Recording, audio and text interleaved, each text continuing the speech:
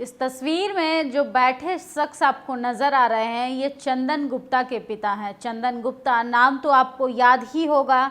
2018 की बात है, यूपी के कासगंज में जिस तरीके से निर्मम हत्या की गई थी, इसको लेके पूरे उत्तर प्रदेश में भूचाल आ गया था।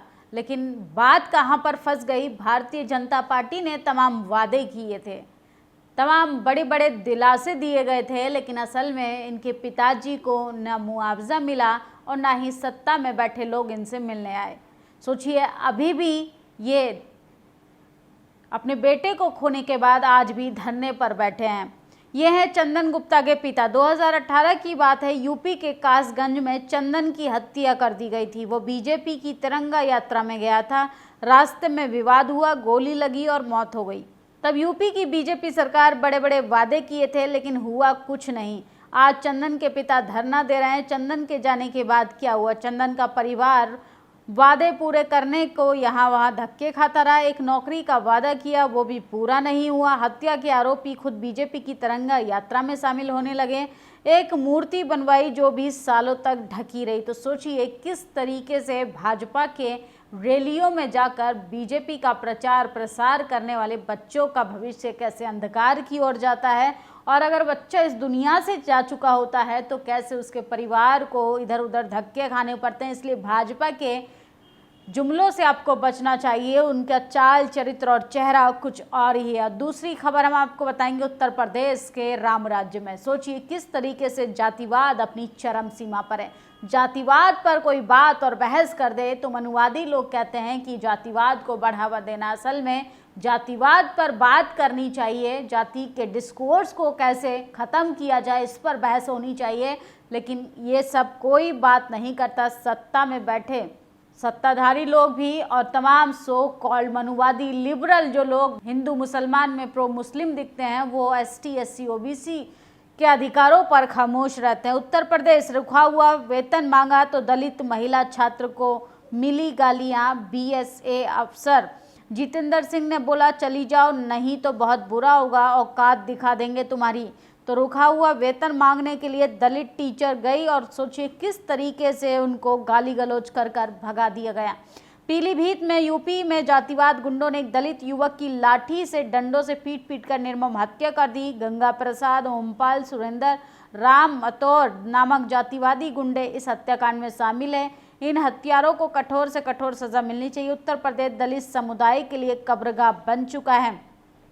तुम जाटव हो, तुम्हारी औकात क्या है? पीलीभीत में बरखेड़ा में जातिवाद गुंडों ने एक एससी परिवार पर कुल्हाड़ी डंडों से जानलेवा हमला किया। हैवानों ने महिला के साथ छेड़खानी भी की थी। ज्ञानेंद्र मिश्रा, जैकी तिवारी, शत्रुघ्न मिश्रा सहित सभी जातिवादी गुंडों पर कठोर कार्रवाई होनी चाहिए। तो ये है दलितों की हालत। किस तरीके से राम राज्य में आए दिन लगातार उत्पीड़न होता है, उनके साथ मारपीट होती है, गाली गलौज होती है और सरकार कहती है कि हम बटेंगे तो कटेंगे, हम ब्राह्मण हैं, दलितों तुम्हारी क्या औकात है। पीलीभीत में एक एससी परिवार पर जानलेवा हमला, महिला से छेड़खानी करने आए थे मिश्रा, तिवारी और अन्य सभी जातिवादी गुंडों पर बीएनएस एवं एसटी एससी एक्ट के तहत एफआईआर दर्ज हुआ है। लेकिन एफआईआर दर्ज होना सॉल्यूशन नहीं है। इसके लिए सरकार में बैठे लोगों को कठोर कार्रवाई करनी चाहिए, एक कठोर रास्ता निकालना चाहिए। और ये पेपर की कटिंग देखिए, भाजपा के दलित सांसद ने पीएम को लिखा पत्र, कहा मुझे योगी जी डांट कर भगा देते हैं।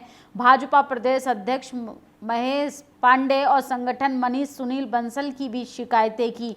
तो सोचिए पार्टी में किस तरीके से जातिवाद होता है। आम स्तर पर आम जनता को क्या कुछ भुगतना पड़ता होगा। और उत्तर प्रदेश के प्राथमिक विद्यालयों में खाली पद 1.42 लाख पदों पर भर्ती प्रक्रिया शीघ्र शुरू करनी चाहिए। योगी आदित्यनाथ जी को चंद्रशेखर आजाद ने पत्र लिखा है। उम्मीद करता हूं कि आप शिक्षित बेरोजगारों का दर्द समझ पाएंगे। और सोचिए बीजेपी किस तरीके से इवेंट मैनेजमेंट पर काम करती है। जब जब चुनाव आता है करोड़ों रुपए वो किस तरीके से ऐड पर खर्च करती है। एक रैली के दौरान झारखंड के मुख्यमंत्री हेमंत सोरेन ने 2500 की जगह 25,000 गलती से टंग स्लिप हो गया। तो इस खबर को बनाने के लिए करोड़ों रुपए भारतीय जनता पार्टी ने झोंक दिया। अगर आपको लगता है कि गलती से 2500 की जगह 25,000 कहा गया है तो आप बिल्कुल गलत हैं। ये ऐड चलाने के लिए भाजपा हर रोज फेसबुक को करोड़ों रुपए दे रही है, भाजपा इसमें माहिर है, लेकिन इलेक्शन कमीशन की सब जानते हुए हर जगह चुप्पी वाकई शर्मनाक है। तो इलेक्शन कमीशन पर भी लगातार सवाल उठाए जा रहे हैं कि जाति और पार्टी देखकर क्या इलेक्शन कमीशन देश का चुनाव आयोग काम करता है, और मंत्रियों को समझाएं कि कॉलेजियम के खिलाफ ना बोले। सुप्रीम कोर्ट का ये स्टेटमेंट आया है कि कॉलेजियम सिस्टम पर बात नहीं होनी चाहिए, जबकि सबसे लिबरल हमारे देश के चीफ जस्टिस DY चंद्रचूड़ अब रिटायर होने के बाद अपने लिए नौकरियों की तलाश कर रहे हैं और ये कहते हैं कि पॉलिटिकल पार्टियों को कॉलेजियम सिस्टम पर बात नहीं करनी चाहिए। एक महीने में कम से कम झारखंड चौपाल नामक फेसबुक पेज ने 54 लाख रुपए खर्च कर दिए हिंदू मुसलमान नफरत फैलाने में।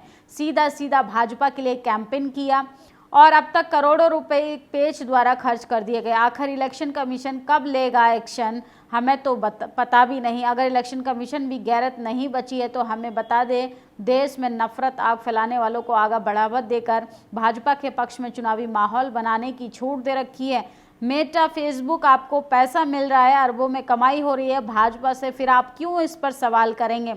पर हम आपके खिलाफ मुकदमा करेंगे। हमारे देश लोकतंत्र के खिलाफ साजिश रची जा रही है। हमारे देश को कमज़ोर करने के लिए साजिशों में आप सब बराबर के जिम्मेदार हैं। तो सोचिए, इलेक्शन कमीशन के साथ साथ तमाम डिजिटल प्लेटफॉर्म पर भी दबाव बनाया जा रहा है और किस तरीके से चुनाव को जीतने के लिए बीजेपी सिर से लेकर एड़ी तक का जोर लगा रही है। और 3 पुजारियों को दलित युवक ने दक्षिणा नहीं दिया तो उनको पुजारियों ने पीट दिया। खाना है तो मेहनत से खाओ, कब तक भीख मांगते रहोगे जातिवादियों।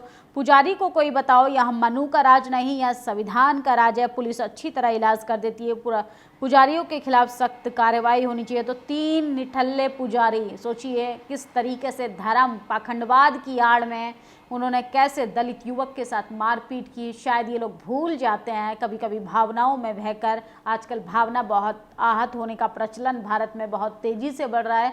सोचिए कैसे संविधान की धज्जियाँ उड़ाई जाती हैं। इनको लगता है कि मनु व्यवस्था चल रही है, मनु का राज है, मनुस्मृति से ये देश चल रहा है, इसलिए जब चाहे जैसे किसी भी व्यक्ति की आत्मा को रौंदने का काम करते हैं। फिलहाल ये 3 पुजारियों पर कठोर कार्रवाई होनी चाहिए।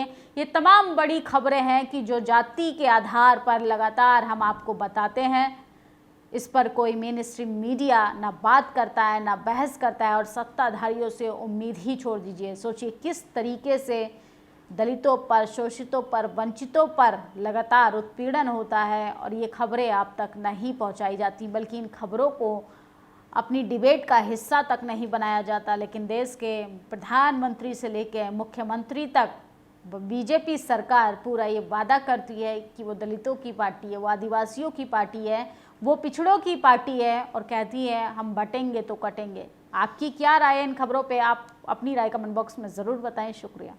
नेशनल दस्तक की आपसे गुजारिश है कि अगर इसको बचाना चाहते हैं तो नेशनल दस्तक को सब्सक्राइब करने के लिए रेड कलर के सब्सक्राइब बटन को दबाएं, फिर बेल आइकन की घंटी दबाएं। नेशनल दस्तक को बचाने के लिए बहुत जरूरी है कि हर खबर को शेयर करें, लाइक करें, कमेंट जरूर करें।